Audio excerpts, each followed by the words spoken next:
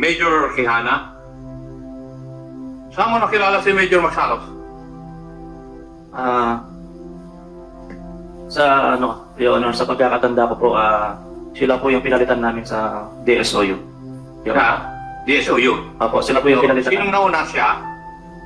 Tapos sumunod kayo? Apo, nauna po siya. Your Okay. Honor. So, parehas ang inyong kultura. Thank you.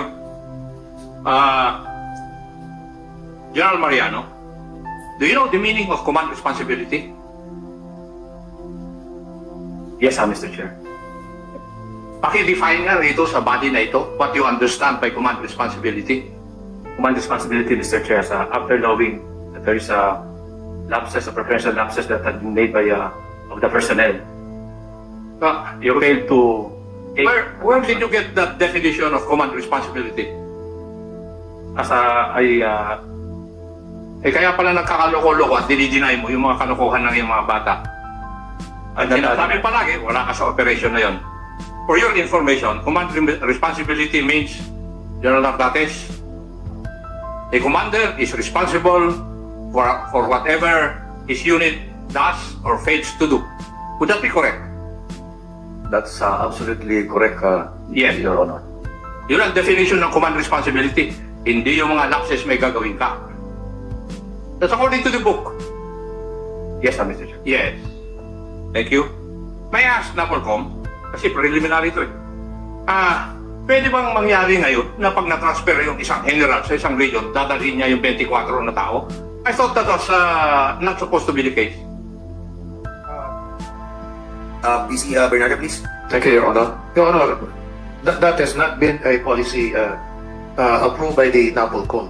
It is a practice within the level of the PNP already. But is that a good personnel practice?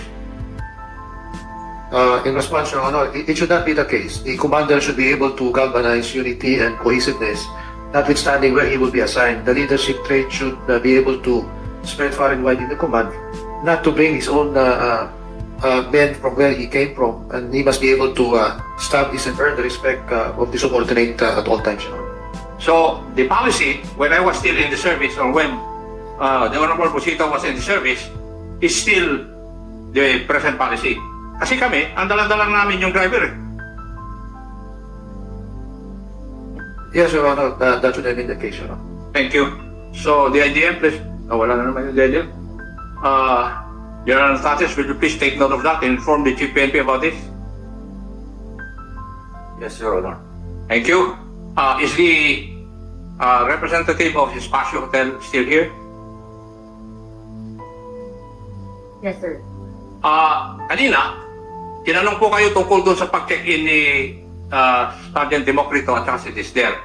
At sinabi ninyo na you will be given time at i-consult ninyo dahil sa inyong abogado dahil you might violate the Data Privacy Act or Republic Act 10173. Tama? Yes, sir, and among other laws. And other laws. Sige, para ka abogado ihay. Pero I would like to read to you Section 4 of the Data Privacy Act. And I would just like to quote yung tungkol sa inyo. This act does not apply for the following. Information about any individual who is or was an officer or employee of a government institution that relates to the position or functions of the individual, including the fact that the individual is or was an officer or employee of the government institution. Sina Sergeant Democrito at saka Tisder ba? Are they government officials? Yes, sir, you mentioned. Yes, and therefore, the Data Privacy Act does not apply us as far as they're concerned.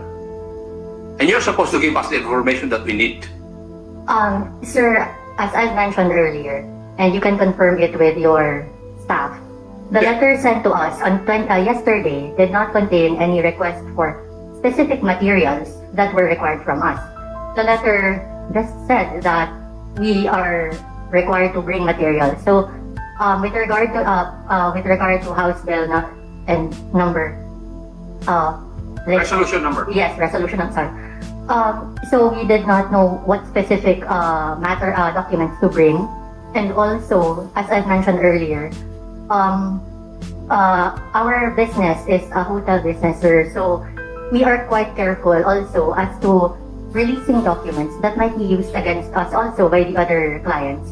Actually, as you have already discussed in the previous hearings session, the CCTV footage was given by us.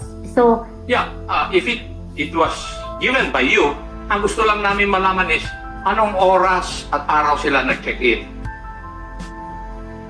Can you tell us that information? we were advised against giving any information as requested earlier, sir. Oh, But Mr. Ano, based on the other exception is under paragraph E of section 4. Information necessary in order to carry out the functions of public authority, which includes the processing of personal data for the performance by the independent central monetary authority and law enforcement and regulatory agencies of their constitutionally and statutorily mandated functions. We have the function to conduct investigation and aid of legislation. So it's the exception. Yes, sir. But as mentioned again,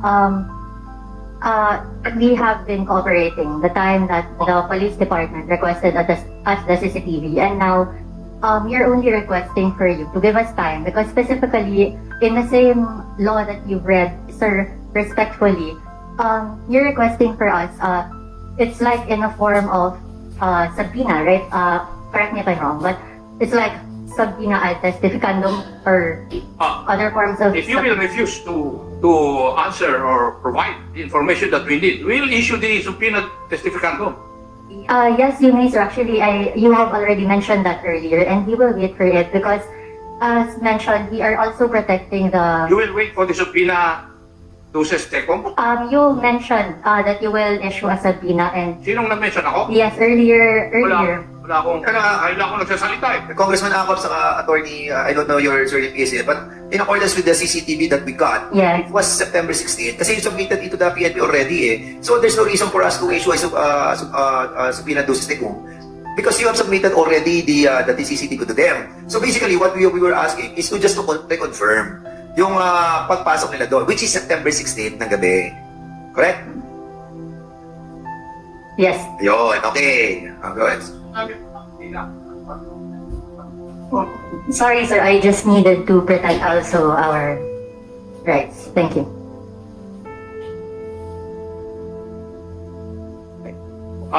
This is an operation involving the implementation of a search warrant on 1811 of the Solimare Towers for illegal possession of firearms. Tama? NCR, yung investigating officer, si Fermin? Yes, Your Honor. Tama.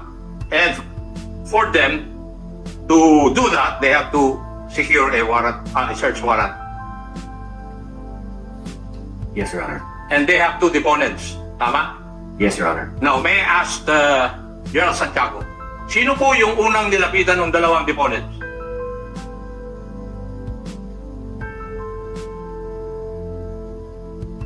Kaninong asset ang mga ito? Major Magsalos? Major Quijano? Sergeant Ruiz? Sino? Sino ang unang nilapitan itong deponents na ito sa inyo? Who will volunteer to answer that? I think the people who have conducted the operation, Colonel Guevara, Colonel Major Magsalos, Major Quijana, you were the official of the operation. Kaya kayo rin nag-apply ng search warrant. You, the three of you, nasa inyo yan kung sino yung contact doon. Answer, yung tatlong minention ko.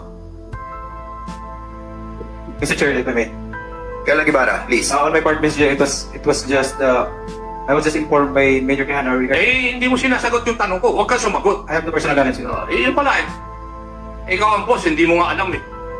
Okay. Sino ang nilapitan ng dalawa? Your Honor, inilapit po ni Sergeant Ruiz and Sergeant Dilayong sa akin po yung trabaho na yan. Are Sergeant Ruiz and Sergeant Delayo here? Okay, Sergeant Dilayon or Ruiz? Ruiz po, Your Honor. Sige, please answer. Your Honor, that time po na, Teka muna. Were you ever under Major Magsalos when he was the head of the GSOU? Yes, sir. Yes. So with the other guy? De Leon. You were also under Major Magsalos when he was the head of the DSOU? Yes. Yes. Tama. May theory. Sige, paano lumapit sa'yo yung dalawa? Actually, sir, hindi po sa akin lumapit, sir. Sino? Yung dalawang deponent. Kanino nga? Kay Major Kiana po, sir. Eh, ikaw ang tinuturo eh na... Ganito po, eh, sir. naman tayo eh. Ganito po, sir, ang sitwasyon ng time na yun, sir. Tinawagan niya ako para kausapin ko daw po yung dalawang deponent. That time, nasa office na po. Oh, Major, Kehan, malapit na ako mapikon. Baka yung 15 days mo, gagawin kong until the committee report is finished and you will be detained sa Bikutan. Oo. Your Honor, wala naman po akong personal knowledge po sa kanila kasi officer po ako. Nilapit lang po talaga nila sa akin yung tao na mayroon daw pong trabahong binibigay, Your Honor. Hindi ko alam ano. Your Honor, You are under DSOU, di ba? yes, Your Ang Honor. deputy si Major Quijana Yes, Your Honor. at ang boss ay si Colonel Guevara. Yes, Your Honor. Mr. Congressman, may lang ano. Sino yung si Sergeant Lord Gin Antonio? Sergeant Lord Gin Antonio. Sino siya? Antonino, Your Honor. Antonino. Antonino, sino yun? Dati pong nasa inyo sa DSOyo. Nasaan siya? Si- Nasa RPS ngayon, Your Honor. Kanino siya tao? Nag-under ba siya ng DSOU SPD? Nung time po na nandun pa ako sa DSOyo under nung una pang district director na si Sir General Crap, Your Honor. Wala pa po yan si Lord Jin, Your Honor. So, Major Patrick Magsalos, tao ba to si Antonina? Sir Chair, thank you. Antonino, di ko po ma-recall yung rango niya.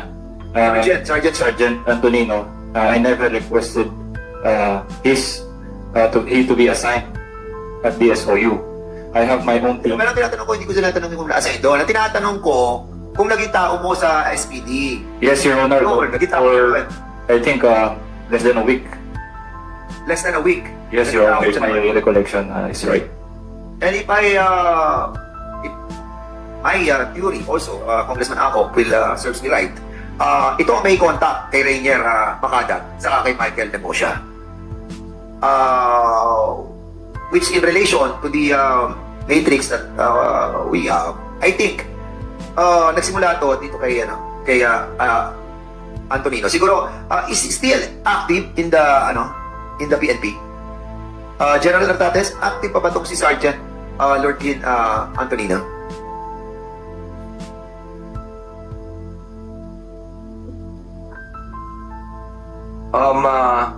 Your Honor, subject personnel is still in active service but is subject now of summary hearing proceedings. Okay, so ano siya, naka-relieve ba siya or ano? Is under the regional PIHAS admin holding unit. Sige, we will be inviting over this guy, no? Itong si Sergeant Lord Gin Antonino. Sige, go ahead, Congressman. In the last hearing, Major Quijana, sinabi mo na yung dalawang deponent mo sa pag-apply ng search warrant ay driver at bodyguard ng subject ng search warrant. Tama. Opo, Your Honor. Yun ang sagot mo. Di ba? Tama. Tama po, Your Honor. Yes, driver at bodyguard ng subject ng search warrant. Okay? Paano mo nalaman yun?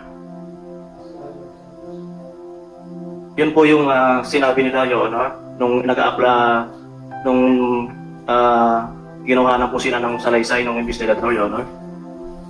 Okay. Sige. And ang sabi nila sa inyo, merong baril doon. May baril yung subject, yung boss nila. Would that be correct? Opo, yun po yung sabi nila, Your Honor. Meron daw pong pistol at saka Bushmaster, Your Honor. Okay. In the last hearing, merong tinanong yata si Honorable Busita kung sino yung nag-ayos ng baril. May know kung sino yung sumagot noon doon? Yeah, yeah. Ay, Your Honor. Patrolman, Adenas. Kasi, si Luis ata yun ba? Sige, go ahead. Mr. Chair, a while ago, si Major Quijano was swearing to high heavens na legit yung operations nila. in front of his boss, former boss, at saka in front of Napolico, na legit yung operations. Now, may tanong ko, Sergeant Ruiz? Yes, Your Honor. Yes. What was your testimony in the last hearing? Na ano yung baril na nililinis ninyo at inaayos para hindi magmukhang luma? Para kung mahuli, hindi naman sabihin, kalawang na yung mga baril. Ganyan naman ang gawain ng mga polis dati na nahuhuli ko. Your Honor, ako lang po yung nag-disassemble. Ako po yung nag-disassemble ng baril. Yung baril, Inutusan ikaw po ako. lang. Ako po yung inutusan ni Major Quijana. Kasama ko po si Patrolman Natinas. So, ibig sabihin, si Major Quijana ang nagbigay sa inyo yung mga baril para i-defend. Yes, Your Honor. Yeah. Ang nagpintura po is yung si Demokrito din po, Your Honor. Sergeant Demokrito ang naglagay ng bagong finishing Yes, Your Honor. para magmukhang pupwede. Hanggang disassemble lang po kami. Kasi sila na po yung nagpintura, Your Honor. Yes. And may since ikaw ang investigador, yun din pa yung mga baril na nakuha nyo doon sa 1811? Your Honor, if I may, Patrolman Arena, Your Honor. Yes. Yes, Your Honor, nung tinawag na po ako Your Honor, pag-akyat po doon sa park suit sa room po, nagulat po ako yung nakalatag na baril po ini-inventory po nung seizing officer, yung dalawang baril po, Your Honor. Yes. Tama. Okay? So, Mr. Chairman, at the back of my head, ang conclusion ko, hindi po search warrant ng baril ang kwan. Search warrant para makuha yung pera.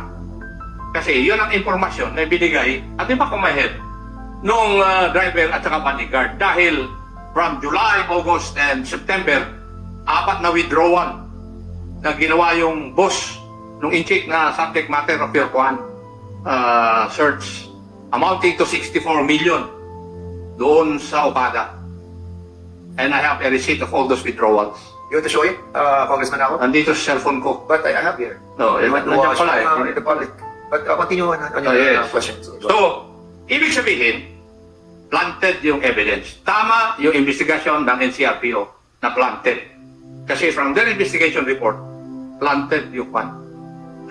And it was not a regular search conducted. Kaya nainis ako kay Major, kaya na kanina pa, naglalay itong tao ito eh. Pag ako nag-file ng motion na ma-contempt ito, hindi lang 30 days ang ibibigay ko at hindi dito ang kulungan. To teach him a lesson. Doon sa pag-search ninyo, yung DVD, yung video ng inside the room na putol, yung pinakita kanina ni Chairman, siguro galing doon sa hindi nabura na body cam.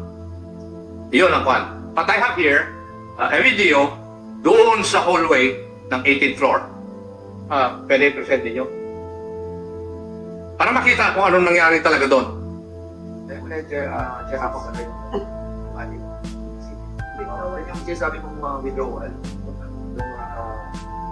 You can elaborate, Congressman ako, before we proceed to what you were saying. Yung 20 million na first withdraw. Ang withdrawal muna is umabot ng 20 That was in July, I think. Yeah, The one in August, 2 in September. Ito first withdrawal, 20 million. Mm-hmm. Then second, 12 million. And then third, 17 million. And then 14 million. You total that, it would amount to 64M. Yun yung pera na nakita ng driver at saka bodyguard na iniuwi nung in-check. So Alam nila yun eh. you were discussing about the next item that you wanted to discuss. What's it again? Yung nangyari sa hallway, yung video. Kasi doon natin makikita na hindi naman yung search at saka arresting team ang nauna eh. May nauna na grupo at yun ang nag-plant ng ebidensya doon sa loob. Kaya yung question kanina kung binasaan ng rights, hindi pwedeng binasaan ng una. Kasi hindi naman yun mga arresting officers eh.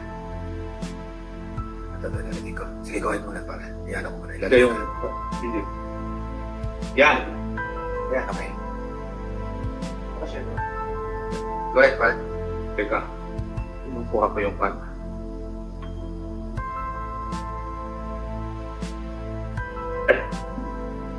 Kung titingnan natin, maraming bank ang nilalabas. Sige. At dito rin natin makikita na pumatok sila sa ibang units. at hinuli nila yung mga babae.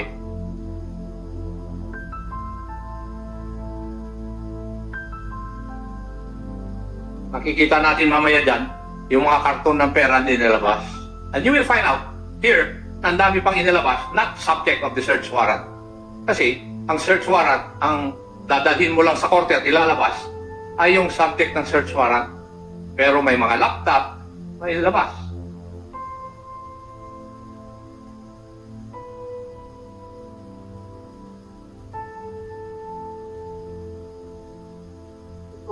Congressman Apple, that, is it true that, para at least kasabay po niya, ano? Kasi may binabanggit ka na yung mga inilabas na account. Mamaya, makikita dyan. Okay, sige, go ahead. Ngayon, in the last hearing also, merong mga umamin sa inyo na sila ang kumatok doon sa ibang kwarto. Doon sa kwarto ng mga Chinese na ladies na hinuli for allegedly human trafficking and prostitution. Sino ba kayo? Yung kumatok? Yes. Maupo kayo nga rito. That is, Nagkatok sa mga kwarto ng iba eh. Garcia, sila Adena, si Ruiz, sino yung mga kumatok? Asa kamay, upo kayo.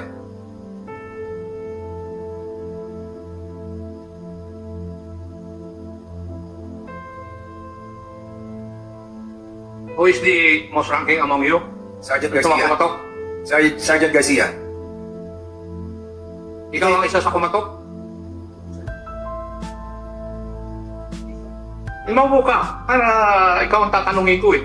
Kasi sinabi in order yung implementation ng search warrant eh. Ganyan din si former Major Porciungcola nung tinanong ko siya officially. Legit ba yung operations? Legit. Pero hindi. Ano yung mga kilatok? Oo.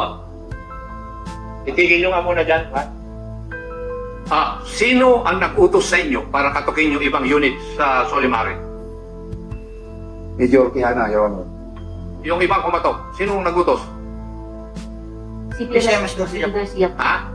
PCMS Garcia po. Sir Garcia po. Sir Garcia po. Bakit nyo siya sinunod? Your Honor, during that time po kasi na-establish na nila na allegedly may human trafficking daw po. And since kami po yung mga babae doon, Your Honor, kami po yung inutusan nilang pumatok. At that point in time, na-establish yung human trafficking. Before po kami inutusan, allegedly Yes. na-establish na daw po Sige. nila. Okay. Now, Sergeant Garcia, yung tatlo, ang sinabi nila, kayo ang nagutos. Your Honor, Bakit mo naman inutos yun sa mga tao mo? yes, Your Honor, I was just relaying the order of my direct superior, Your Honor, our Deputy DSOU, Major Quijana. And would you know na bawal yung ginawa nyo? Yes, Your Honor. Pero during that time, if I may, Your Honor, Nagsasalita ka ng okay, Your Honor, during that time, Your Honor, when my investigator were preparing the sketchy report about what's happening inside 1811, Your Honor, ang sabi ko po sa aming investigador, Your Honor, kay PSSG Ruiz, nag-uusap po kami. Kasi doon pa lang, Your Honor, ipinipilit na nila na mayroong violation ng RA 9208. Ang sabi na, pinag-usap kami ni investigador, sir, ang sabi ko sa kanya, Ruiz, imposible may 9208 kasi wala naman akong nakikitang na-violate na elements ng 9208. Sino mag-act na victim? Kung victim ang mga yan, sino mag-exit ng affidavit? Wala. Pero Your Honor, ipinilit nila yun, Your Honor. Yung 9208. Doon pa lang sa taas, ayaw na namin, Your Honor, pero ipinilit nila yung 9208. Kasi yun ang paraan para may labas nyo yung pera. Fruit of the crime of violating 9208. Diba? Kasi sa search warrant ng firearms, hindi nyo pwedeng ilabas yun at i-report sa korte or what. Diba? O, sabihin mo sa akin. Yes, Your Honor, saka to continue, Your Honor, para magkaroon ng shed light lang kasi ang hirap kasi mapakinggan yung kasinungalingan na ng nila, Sir, Your Honor. Yung tasking ko kasi din, Your Honor, is lobby security at mag-secure sa 1811. Doon sa pre-operational briefing pa lang, Your Honor, sinabihan na ako na kapag na-secure yung lobby, saka ko pa lang iaakyat yung mga searchers at mga arresting officers. Yes. So pag-akyat ng entering party, Your Honor, siguro yun yung nawawalang time, Your Honor, na kinat yung BWC. inakyat ko, Your Honor, yung mga searchers at arresting officers namin, mga 15 to 20 minutes muna, sir. Kung ititignan mo yung napuputol na digit na ano, sir, na PWC magja-jive siya. Kasi nung pag-akyat ko sa kanila, sir, Your Honor, inapros ako kagad ng aking investigador, si PSG Ruiz. Ang sabi niya sa akin, Chief Clerk, hindi ako pinapapasok sa kwarto na yun, hindi ko na alam kung anong nangyayari. Yun po yung nangyari, Your Honor, ng mga time na yun. So, tama yung aking teorya. Diba? Absolutely, Your Honor. Yes. At medyo mahina rin kayo na mag-isip. Paano kung makakakuha ng mga ganyan kung hindi ipapadala ng isa sa kasamahan ninyo? Tatanong ko nga kayo. Kaya alam ko na from the very start na mali kasi mismo, paano kung makukuha yung resibo ng bank transaction, kung magkano, lahat, kung walang nagbibigay sa akin ng informasyon na kasamahan ninyo sa loob? Alam mo ko na naman ang nangyari na eh. Di ba? Yes. And your superior still insists na legit yung operation. Kaya ako galit na galit eh. Kasi ginagawa niya akong tanga. Sa totoo lang. Alam ko naman yung nangyari eh. Otherwise, I would not have filed this resolution na hindi ko alam yung nangyari. Kaya hinahanap ko yung dalawang deponent. Kasi sila magsasabi. Now, doon sa... That's why, yung Espacio Hotel, kailangan kong malaman kung kailan pumasok.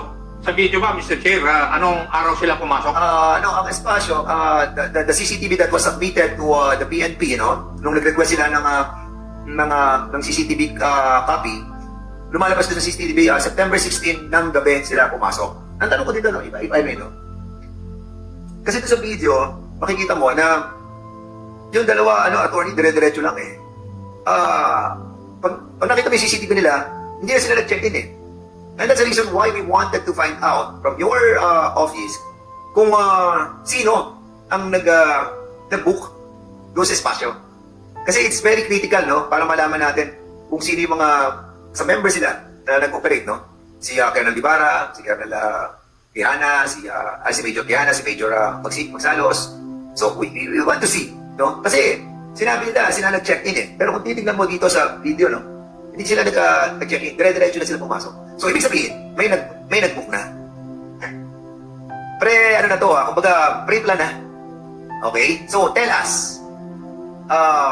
Well, you have to protect yung yung sinasabi nyo kanina, Can you kindly, siguro, we will just ask for the subpoena to sa Stegum, Para to submit yung mga, kung sino mga nag-book doon, Basically kasi, hindi naman naaminin ng dalawa na, si Democrito saka si Dexter, Again, sabihin nyo na kayo nag-book. Diba? Yung pa rin ang linya nyo, kayo nag-book. Kayo nag-register dun sa, sa lobby. Yung pa rin ba ang statement nyo? Same? Yes, sir. Sige, okay, go ahead, Congressman ako. In that operation also, Mr. Chair, may kanya-kanyang designated na trabaho yung kwan eh. Sergeant Democrito, ano bang trabaho ibinigay sa iyo?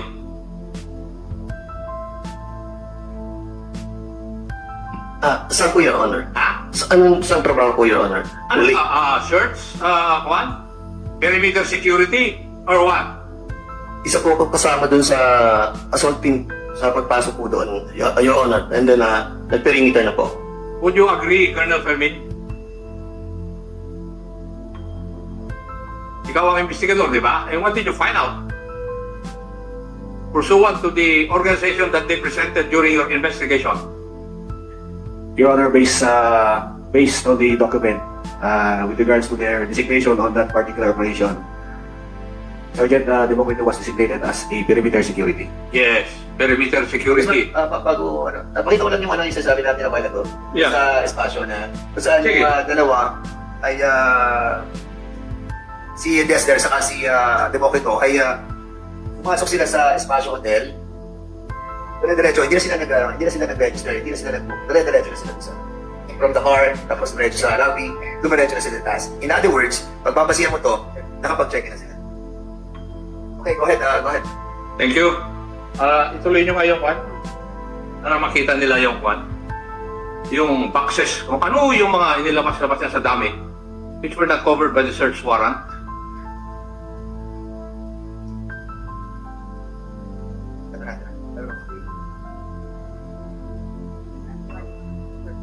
Tapos na tayo dun sa kwan. Sa pagkakatok. Sige. Alas 2 yata yun. Ang boxes is, it started 217, 343, 401, 519, saka 521. Meron ka rin? Siyempre naman.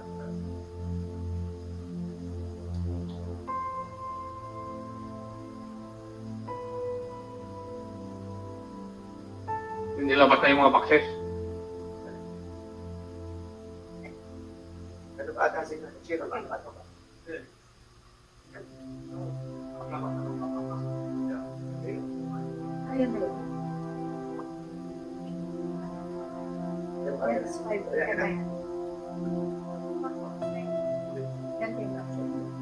Hindi pa. Karton yung malalaki. Sino yung babae yun? Oh, yan. Lalabas na sila ng mga dami-daming nilalabas. Hindi ko alam kung subject ng search warrant yan. O, yan na.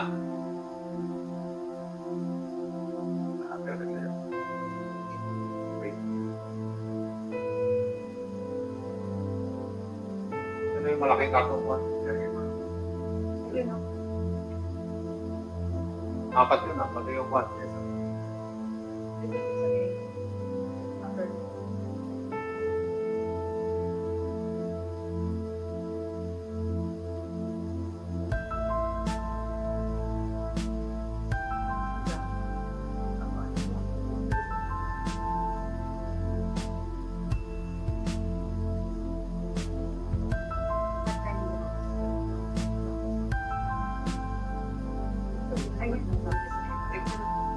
Hindi labas dun eh, iba yung pala.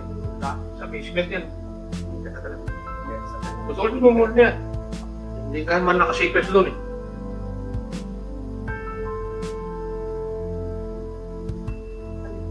Oo, kami na. Oo. Okay, stop sharing. Ayun na.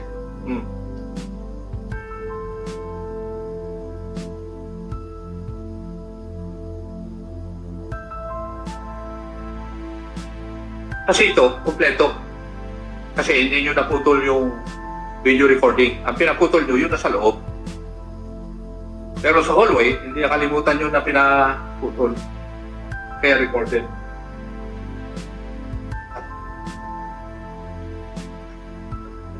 Oh, lesson learned. Oh, yan oh. Yan na. Oh, yan oh. Oh, may malaki pa oh. And at the same time, Mr. Sino yung mga nagbuhat nun? Pwede ba tumayo? Oh, pati si Demokrito. Ayaw ko nang tanongin si Demokrito eh. Pati si client to eh. Siyempre, kakampi yun dun sa mga boss niya dati. Ikaw nagbuhat eh. Oh. Bakit nyo inilabas yun? Hindi naman subject sa search warrant. Hindi ka.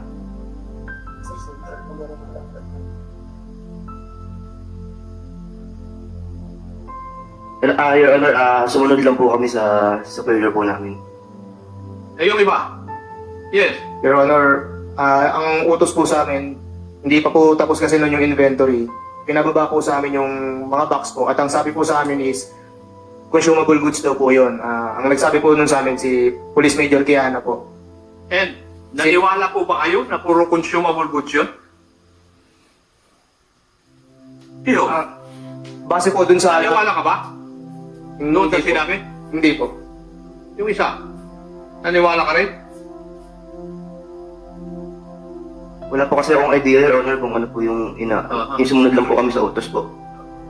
Pero ito, alam niyo na hindi in-inventory doon sa 1811. Hindi in-inventory sa 1811. Hindi po, kasi po tapos nun yung inventory, Your Honor. Oh, pero hindi pa nga tapos yung inventory, pero nakita nyo naman, dyan sa video, ang dami ng inilabas na bagay-bagay. Your Honor, if I may, Patrolman Adena, Your Honor. Mr. Sige, Chair. go ahead, Patrol Matena. Mr. Chair, as ano po, assisting investigator po na nag-assist po sa seizing officer nung time po na yan, Mr. Chair. Bali, hindi pa po tapos yung inventory po nun, Mr. Chair, nung may nagbabana po ng mga boxes po. Yes. Kaya po, ano po, May tanong lang ako konti. So, nung nag-i-inventory sila, ibinabana itong mga to at hindi to kasama sa inventory. yes, Mr. Chair, di po yan kasama sa inventory. Ang Alam kasama, nyo na kung binubuhat nyo. hindi, yung binubuhat po nila, ano pa po, inventory, pina-assist ko pong nag-inventory yung seizing officer na si Patrolman Kalupas, Mr. So, Chair. kayo mga, ano kayo, searcher? Yes. Kayo yung mga searcher. Opo. So, hindi kayo nakapasok doon sa window nung 27 minutes, wala kayo sa loob, di ba? Kasi nabilang ko doon, 13 lang eh. Wala pa yung mga searcher. So, hindi pa kayo pinapatawag, in other words. Yes po. Wala pa po Okay. sila, Mr. Chair. Thank you. So, ibig sabihin, may utos na sa inyo, ni Major Quijana, na ilabas na yung mga iba't ibang bagay, hindi pa tapos yung inventory. Tama o mali? Tama po, Your Honor. Tama. Tama po, Your Honor. The other one? Po yung, hindi po namin alam kasi Hindi, nakapokus po hindi kami. pa tapos yung inventory, pero Yes, po. naglalabas na yung mga karton at mga iba't ibang bagay. Yes po, Mr. Chair, naglalabas na po silang Yes. gamit. Hindi pa po tapos yung inventory. And if we look at the return of the search warrant conducted, wala po yung mga items na yun sa return of the search warrant. Sino yung gumawa ng return of the search warrant? Yes. State your name. This is Jiro, Your Honor. Ikaw ang nag-return. Yes po, Your Honor. Can you tell this committee, lahat pa na inilabas nyo ron, sinama nyo doon sa return of the search warrant? Only in the spot report, Your Honor, yun lang po yung nailagay ko po sa return of search warrant. Yun nilagay nyo sa spot report. Yes, Your Honor. Inilagay nyo ba lahat sa spot report, yung lahat ng inilabas nyo? No, Your Honor. No. And therefore, Major Quijana, mali na naman. Sino nag-utos na huwag isama ang mga yun? Your Honor, yung sa 27 po, Your Honor, wala po talaga silang nairap na parating doon sa office. Kaya po, wala po talaga kaming na-inventory na 27. Eh, yung ibang mga bagay-bagay. Yung inilabas ng mga iba. So, wala po kaming nakita doon Walang po. tinurn over sa inyo. Wala po, Your Honor. Yes. Inuwi na. Ay. Ang tinapit talaga. Anyway, so, yung inventory at saka marking ng item seized, saan nangyari?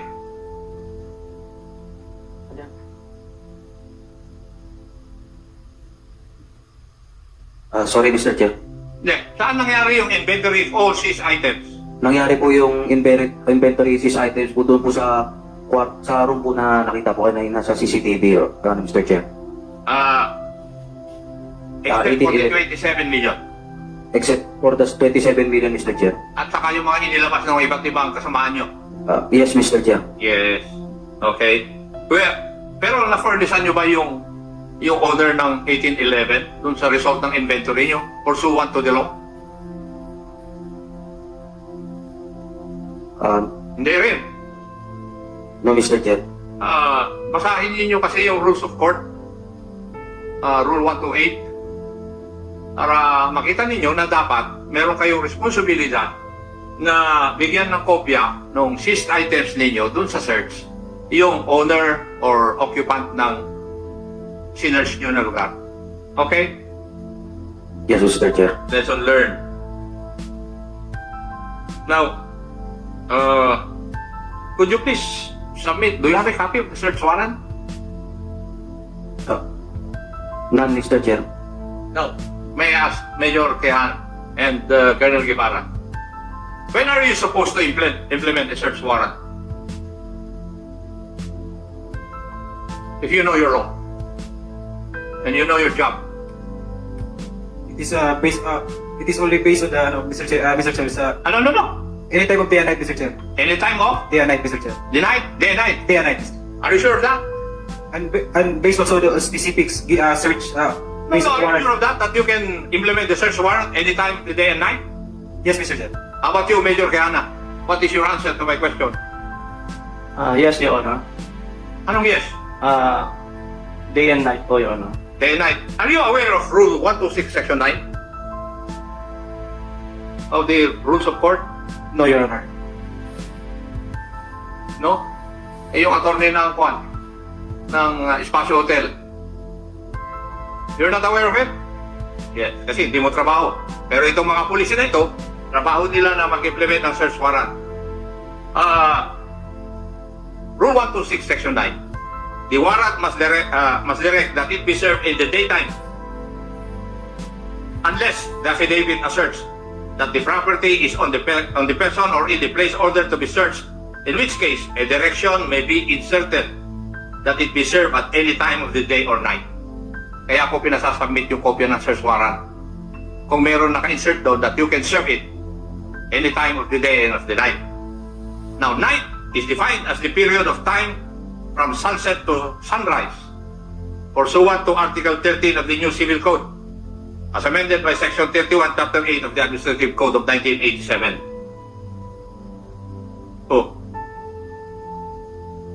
So, how can it be legit? Ang dami ng Juan. Now, General Mariano, after hearing all of this, would you please tell me kung tama ang ginawa ng mga bata mo? Mr. Chair, mali po, Mr. Chair. Ha? Mali po, Mr. Chair. Mali.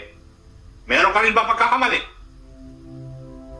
Meron din po, Mr. Chair, at hindi kami po nakita yung kanilang mga pagkakamali during the time that we are conducting the investigation because we are basing only doon po sa ating sinabit nilang mga affidavits as well as during that time, hindi pa naman po nakakuha yung ating SW, kaya po I'm in presumption po na it is done in regularity in the performance of duty. Well, would you agree with me that you are responsible for what your men did from end to finish of the operation? Yes, Mr. Chair. Yes, therefore, can I clarify, Mr. Chair? kapag patapusin mo muna ako ito kasi may therefore Yes, pa Mr. ako. Chair. And therefore, you failed in observing command responsibility. Kasi hindi mo masabi sa akin ngayon. Mr. Chair, I did not give them unlawful order, Mr. Chair, because I did not say that you gave them unlawful orders. But that is why I asked you for the definition of command responsibility in the first place. And yet you do not know that definition. And that is the reason why hindi mo ako masagot ng tama. Kasi any commander for that matter is responsible for whatever his unit or men fails to do or does. Or do, I mean. So, kung may pagkakamali yung mga tao mo, even if you do not know it, you are still responsible being the commander. yes, Mr. Chair. Yes. At matanong kita, why did you refuse to release the 4 Chinese ladies when you were requested by their lawyer to do so? Mr. Chair, I was not requested by their lawyer to release this, the 7 rescued or victims of the alleged human trafficking, Mr. Chair. I never talked to any lawyer, Mr. Chair. Wala po ako nakausap. Yes, but did you receive a letter from the lawyer? I have a copy of that letter addressed to you. I Kung just- sabihin na wala akong kopya, maski yung mga sulat na pinadala mo sa Chinese Embassy at saka sa BID, I have them. Yes, Ano Mr. kayo? Chair. And how many days were they detained from September 16? Sergeant Ruiz? How many days were they detained sa the SOU? For this, Your Honor, And then after which, they will transfer to Tampo Police Station. who ordered the transfer? If I recall, Your Honor, Lieutenant Colonel Guevara. Yes. Now, Major Magsalos, bakit mo tinanggap? Hindi naman ikaw nakahuli. Hindi ka naman ng Office of Primary Responsibility. Mr. Chair, it was endorsed by the DSOU to use only the facility, but still Can that be done in the PNP? as rescued victims, Your Honor, Mr. Chair. You assume that they are rescued victims. Yes, yeah, Eh, it was ikaw en- kasama sa it was Operation endorsed. EO eh. Alam mo na hindi sila rescued victims. Kitang-kita na kinatok nyo yung mga kwarto ng ibang tao. Yes, Mr. Chair, I never denied that I was in that operation, but with limited participation only as area security, Mr. Chair, Your Honor. Area security. Pero the fact remains na tinanggap mo sa iyong custody yung 4 na Chinese victims. Saka, Would that be proper?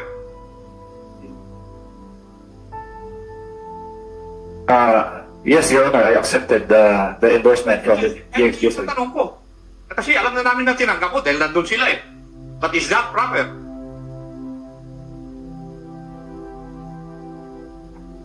I believe, Your Honor, it's still proper because the facility of the Tambo Police Substation only was utilized. Well, They were ang nagbabantay po sa kanila is still personnel po from DSOU. now, In relation lang dun sa sinasabi mo, kasi I'm just wondering why after 4 days, saka pa siya nirelease dun sa Tampo. Considering that during the last hearing, it was established that General Mariano, Colonel Guevara, you have already mentioned that lunchtime pa lamang, andun na yung interpreter. Nakausap na yung mga sinasabing nating mga victims or suspect. Now, ang tanong ko, kung nakausap na, bakit pa umabot ng 4 days at nalipat pa doon sa Tambo? So, maybe, Congressman, yun lang yung gusto kong maintindihan sana. how long did they stay in Tambo before they were released? May I check my records, Your Honor? You have the opportunity. Thank Please you. do it now. Thank you, Mr. Chair. Dali lang naman siguro mag-compute kung magaling ka sa addition.